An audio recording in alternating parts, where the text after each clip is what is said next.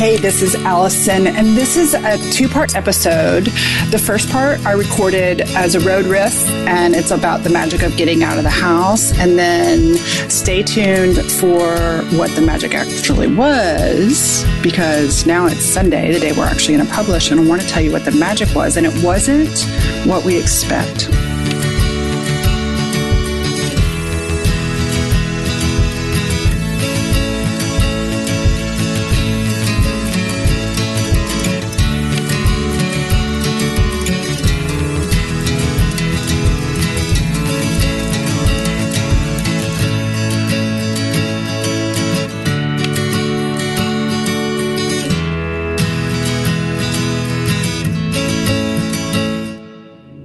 It's time for another Road Riff podcast. I don't know what episode it is. It's all good. It's up there in the 196, maybe 195, somewhere up in there. This is Allison Crow. This is the wild edge of being human. And today's podcast episode is when I get out of the house, magic happens.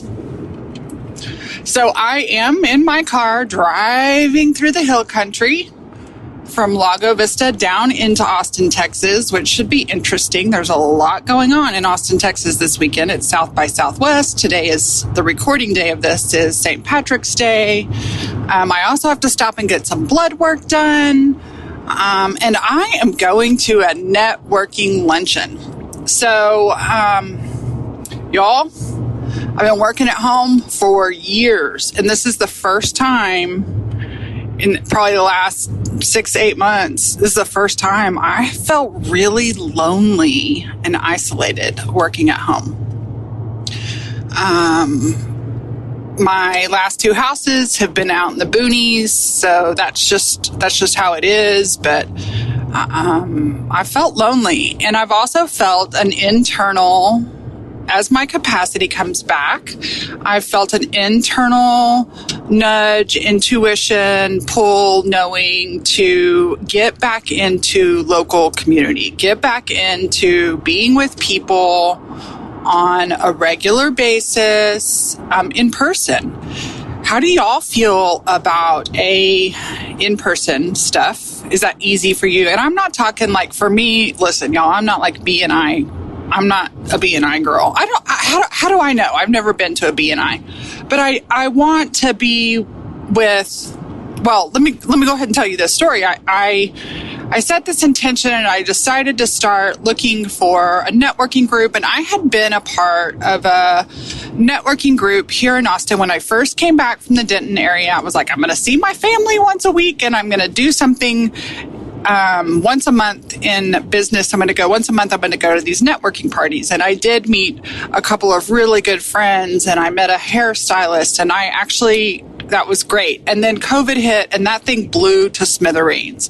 And I tried an online one, and I don't know about y'all, I'm experiencing some Zoom fatigue. I just cannot sit on another Zoom call.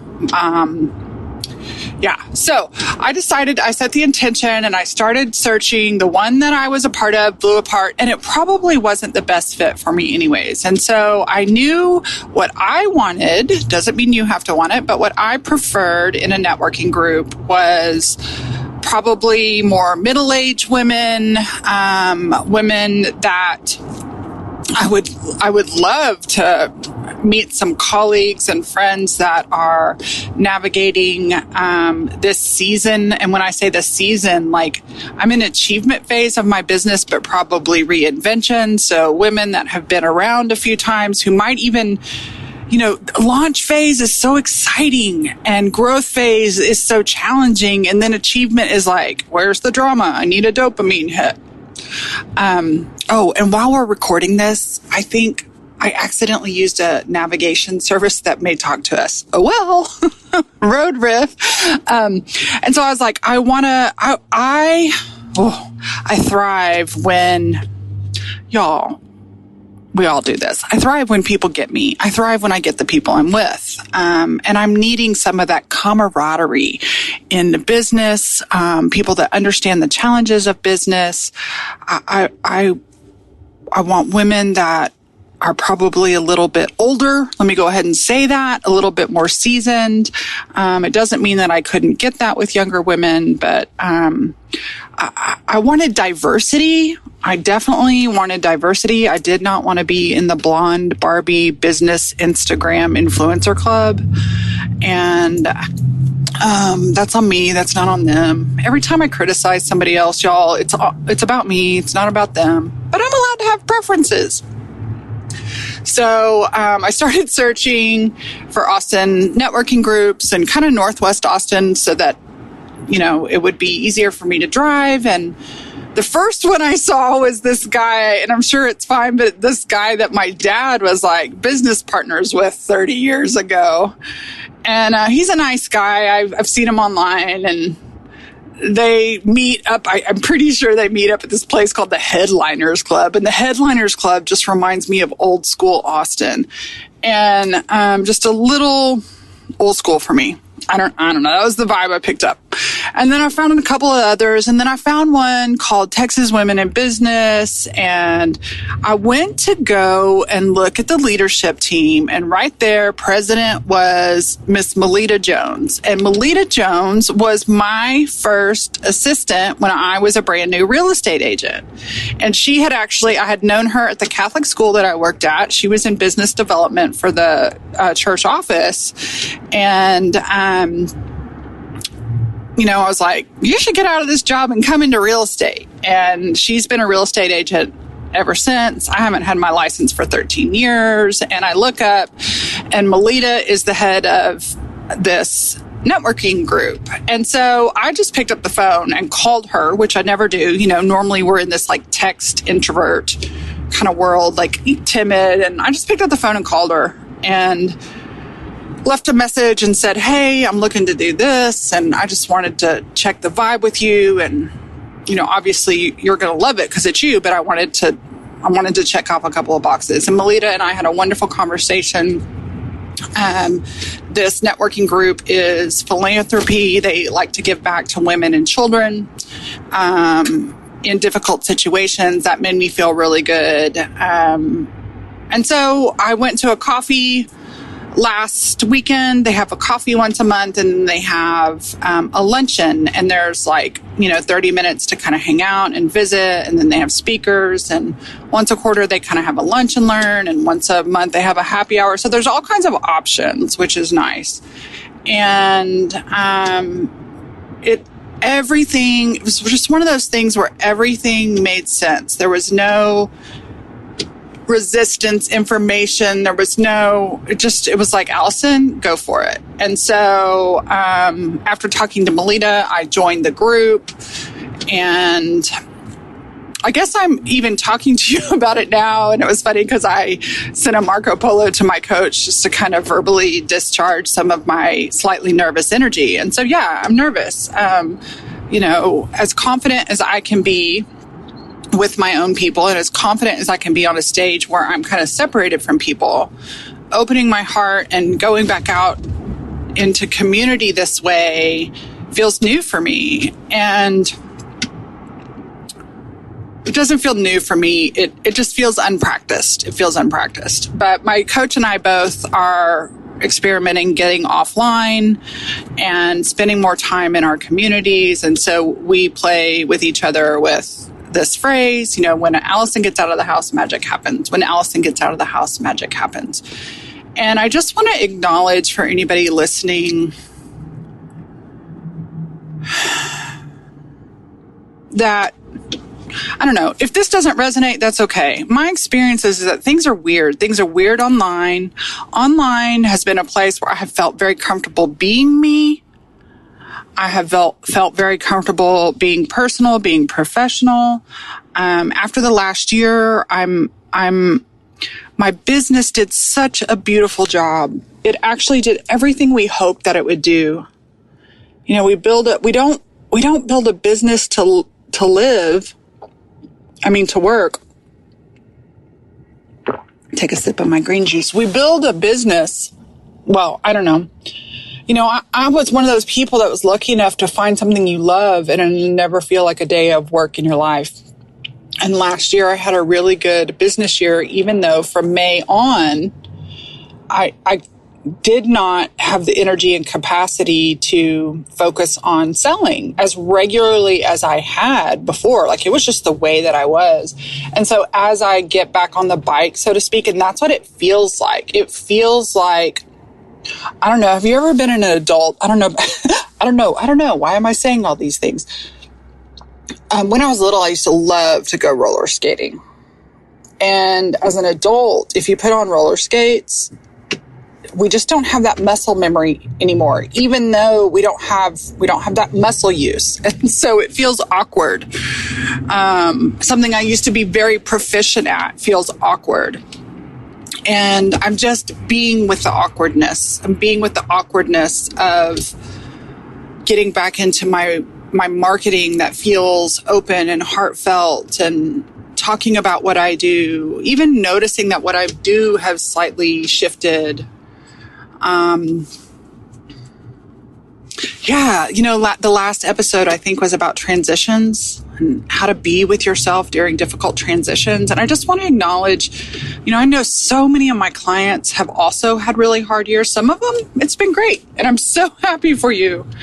But for many of us, things have just been challenging. And this is life. This is not a victim statement. This is life. Life will bring us extreme beauty, and it will bring us challenge, and it will bring us gain and glory, and it will bring us loss. And the challenge isn't to eliminate all those things. It's how we be with ourselves. And I guess if I'm going to teach that, life, Mother Earth, as one of my friends calls it, Gus, God, Universe, Spirit. I love that. Gus, God, Universe, Spirit is just going to allow me to really embody. I wrote a book about it, to really embody all these lessons. And I notice as I wobble, the hardest thing I do, the biggest challenge I have is judging myself. I did a podcast episode about the second sword, stop stabbing yourself. And so I've been playing this game, not really a game, but I've had a playful spirit about really moving towards my irritation, my judgment, my discomfort. And those are things, normally I would try to push away. And I've learned so much by turning towards them. Hello, discomfort, I see you. Hello, awkwardness, I see you. Hello, insecurity, I see you. I am here for you. Let's get to know each other. I'm sorry I pushed you away. I'd like to befriend you. So, getting out of the house. What's that look like for you these days? Is it easy? Is it, I remember I was talking with one of my former coaches, and they used to do all kinds of in-person events. And I was like, do you have anything in person coming up? Like, it'd just be nice to go to something and know some familiar people. And he was like, no way, man, I'm doing Zoom from now on. We save so much more money. And I get it, y'all. I have my final camp event coming up in May. It's a much smaller event this year. It feels like, for me, and many of my colleagues are letting me know too, that they're experiencing some of the same, that our numbers are way down, which is a little wobbly. So we have a much smaller event. Last year it was 50 people, and this year I have around 20. I have a couple more spots, but this is my last year for the event, and I love the actual event itself, and I love the people and being with the people. And I noticed this the very first year in 2021 when we came back after the year of COVID, and we did our event. And we did our event at the hotel that I had done it the previous 4 years, and it was a fucking disaster with the hotel and the service aspect of it. It was so weird. My clients, I don't think really knew, but we had some major behind the scenes service problems, and the service that we got, and I always provide a little bit of food and kind of luxurious snacks and not continental style snacks and stuff. And we have a garden party where there's, there's substantial food served at this garden party, and this hotel that we had contracted just didn't do it. And so they pulled together old waffles and chicken for breakfast for us. Like, no, that's not it. And then the next year we did it at another venue, which was a really beautiful venue. And my assistant and I went out there, and we had another snafu behind the scenes, and it frustrated my clients. And of course, but we had another snafu behind the scenes because the hotel and the restaurant did not communicate with what we had contracted. And the next year, that same venue for the exact same event wanted to charge me $12,000 more. And so, I don't mean all that to be a complaint, but I just, if you're not planning events and dealing with all the behind the scenes, and I'm so grateful to have Amber, who's my assistant, that does most of this stuff behind the scenes for me and then just gets me the final information, and I tell her what I want and she negotiates it for me. But man, it has felt like a beating. It's like pulling teeth, all right? And over the years, man, I think 2013 was my very first retreat that I've done. It has been so easy and so effortless. And so this is my final year of doing this event. I know that I will continue to do in-person things. I'm just going to take a pause and figure out like a reset. I'm giving myself a business reset. It doesn't mean I'm going to stop doing business, but what I want to do is like clear out, y'all. I have a 20-year body of work. I want to clear out my closet, and I want to thoughtfully and mindfully figure out what works for me, what doesn't work for me, what needs to be. I think there's a lot, there's some things that are going to completely go away. There will probably be some new things, but just like in our closets, there's some things that we just need to repurpose or we need to shift. I don't know, maybe that's not a good analogy. And so today I'm getting out of the house in May with my clients who are coming to the Austin, Texas area. We're getting out of the house. My coach gets out of his house every single week or maybe every 2 weeks. I don't know if his is a weekly meeting. God, I'd almost love to have an every 2 week meeting. I'd love to have, y'all know what I miss? Oh, what I miss. What I miss is community. And there's lots of online community, but I miss community in person. And being a little bit older, being an empty nester, living in a neighborhood that, I don't know. I don't know. I don't know. If we want friends, we have to be friends. As my mom told me when I was in my 5th year of college and I had moved home that final semester to save money, and it was a Friday night, and I was down and a little depressed and sitting on the floor in my bedroom, and I had mirrored doors on my closet. And I was looking in the mirror crying, and my mother came in, and y'all, my mother is a sweetheart. My mother is not have that sarcastic or biting tone. She's a really soft, gentle, loving woman. But she was so cute in a very playful but kind of snarky way. She was like, "What do you think? Someone's going to drive down Bowman Avenue and see a light on and stop their car and come up, peek in the window and say, 'That seems like a neat girl. I'd like to get to know her.'" And it's probably one of the top 5 moments in my life, and one of 2 that my mom gave me. The other one is when I was little, I wanted to go to Foley's department store, and it was a Sunday, and my mom said, "Could you please look up their phone number and call them and find out what time they close?" And this was like early in the morning. And I sat looking at that phone with that phone book open for hours. I was terrified to pick up the phone. And I remember I was a little girl. I don't know how old I was, but old enough that my mom was teaching me a good lesson. And I picked up the phone, and I finally just did the thing. And thinking about the thing was so much more miserable. Thinking about the networking, thinking about going to this meeting this morning was more miserable than the actual. As soon as I got out of the house, I felt better. And I picked up the phone and I called Foley's and I said, what time do you close? And they said 6. And I said, thank you, and hung up the phone. And it was like no big deal. And I just realized that our sweet little minds play a trick on us. And so I want to encourage you in whatever way you are. If you're craving something, it's not going to come knock on the door and find you.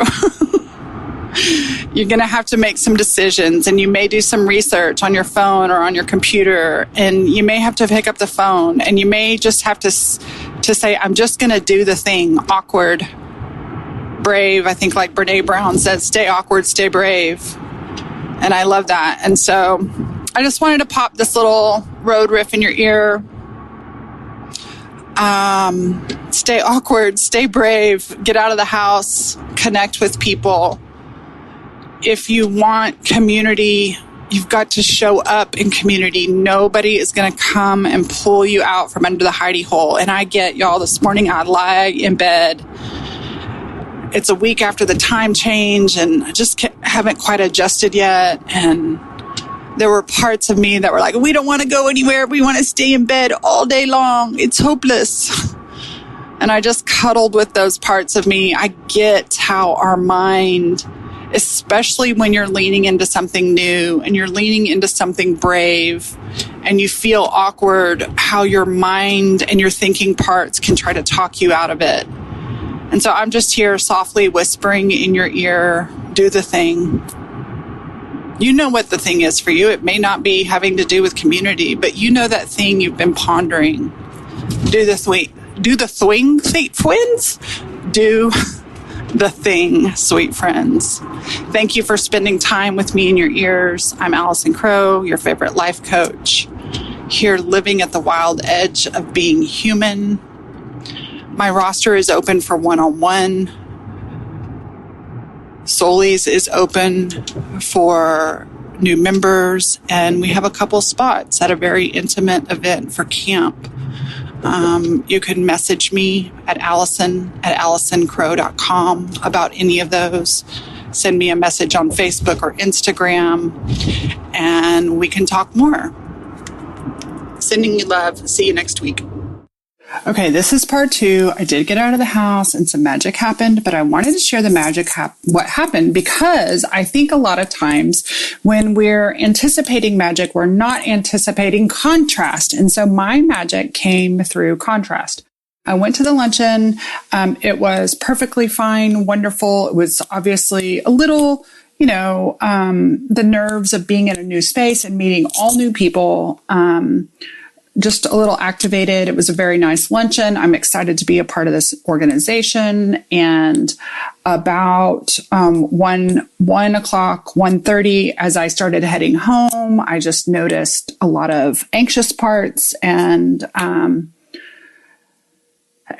just the sense of, I don't want to say overstimulation, but new stimulation, right? New stimulation. And I didn't realize until later in the day that I had a little bit of a panic attack on the way home. And it wasn't totally extreme, but I got kind of frothed up and working in my head. And it wasn't about not meeting expectations. I think it was just the nervousness of being in a new environment, something unpracticed. And then I started, my thinking part started judging.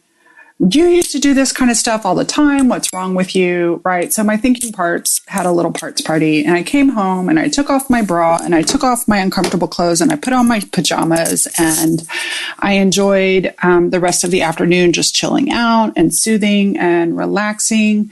And the magic that happened,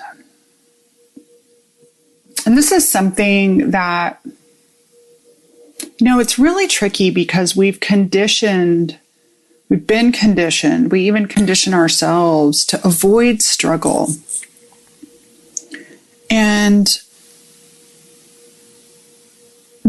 for me, what is working is a both and. I told a friend this morning, I was like, listen, I used to use positivity and spirituality to bypass, and I pushed all that stuff down, and I really struggled with depression. And what I know about my depression and anxiety, they're two polar ends, right? Depression is pushing it all the way down, and anxiety is feeling all of it. And what I have learned now here today on this 19th of March, 2023, is that I can lead and listen to and care for my depressed parts from a place of calm confidence, from what I call my yellow heart. I can lead my anxious parts, but I'm so used to them leading me, and I'm building the practices of leading those instead of shoving them away. And it's so interesting how the world just reflects back to me that what it demands of me is this positivity and this perfection. And I have parts that are trying to be a good girl. And I know it may come across as negative. I know it may come across as, I don't know, like I'm a victim. I don't feel, certainly there's times when I'm like, woe is me. But my intention is to learn how to hold. So a friend this morning was talking about something that happened. It was a giant pivot, big disappointment.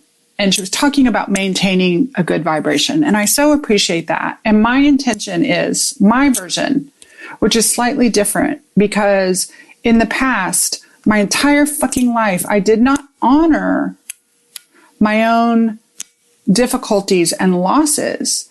Those were seen as, literally, when I would struggle as a child, stop that crying bullshit. Stop struggling.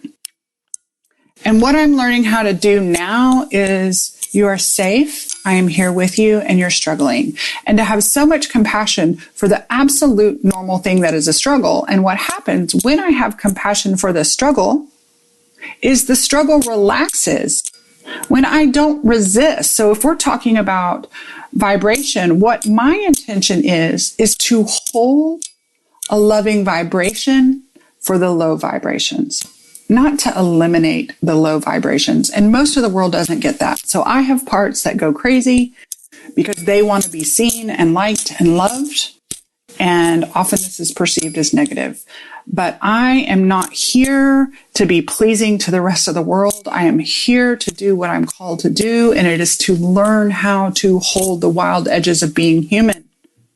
And yeah, the glorious and the fun and the joyful are much more palatable to society.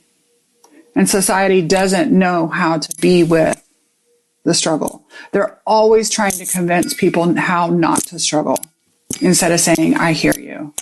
I hear you.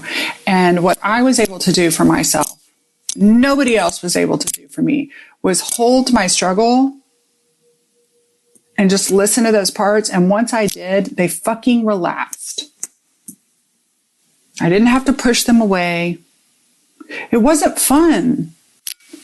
But I have parts that are trying so hard to be a certain way instead of loving what is. You know, we've all heard that in spirituality, but nobody actually teaches us how to do it. I'm listening to a book right now, and it's all talk and no, actually, how do you do it?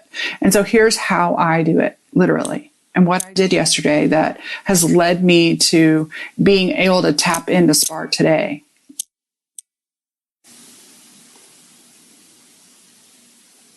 Let's say that my yellow heart, my core self energy is the yellow, I call it the yellow heart. Let's say it's the sunshine. The sun is always shining. It's always there. And my parts are like the weather. They come and go, and they're different kinds of weather. But the sun is always shining. And I spent the last 3 years identifying and getting to know parts. That journey will never be undone. But a lot of my parts are like cloudy, stormy weather. And those are a lot of the parts that were shoved down in my family. They were shoved down in my school. They were shoved down in coaching. And I have been letting them peek out and come, and I have been building a relationship with them. And it's a new relationship. So sometimes it's fucking awkward. Sometimes it's not just one part at a time, but sometimes when I entertain one part, a whole nother part comes up. But what I do, my process is number one, be the noticer. The book I'm listening to talks how that's most of the problem solving is being aware, being the noticer. And so, yes, I've got the awareness covered. That is my cognitive self. I'm fucking aware. Trust me, I see it all. But after the awareness is to slow down and take an intentional breath that does not just a cognitive and awareness, but a somatic. So I have this imagination that these parts are made up of core self and all these parts. And I breathe into, as Kay Gardner says, breathe bigger than your parts. And so into my chest space, my lungs, my heart, my belly, into my core, I turn on the light of my yellow heart that is already there. And with each breath, all the parts are still there, but with each slow and intentional, compassionate breath, the parts become aware that I am there for them. So imagine a huddle of 25 parts all tightly squeezed in a room. And with each breath, they take one step out and they're all still in the room, but they're not shoved against each other in a giant crowd. And so the space between them is the higher vibration. And the higher vibration does not need to eliminate the low vibration, but just by bringing her presence to the room, the lower vibrations begin to rest. They begin to slow down. They begin to acclimate to the newer vibration. I don't have to shove them into the corners. And by saying, hello, parts, I see you. Hello, parts that are struggling. Hello, parts that felt loss. Hello, parts that experience discomfort. Hello, depressed parts. I see you and I am here for you. No matter what you feel, you deserve more love, not less. I'm here for you. And that begins the process. And sometimes it's just that because that's all I have time for. And then other times I dive in deeper and I listen to their fears and concerns.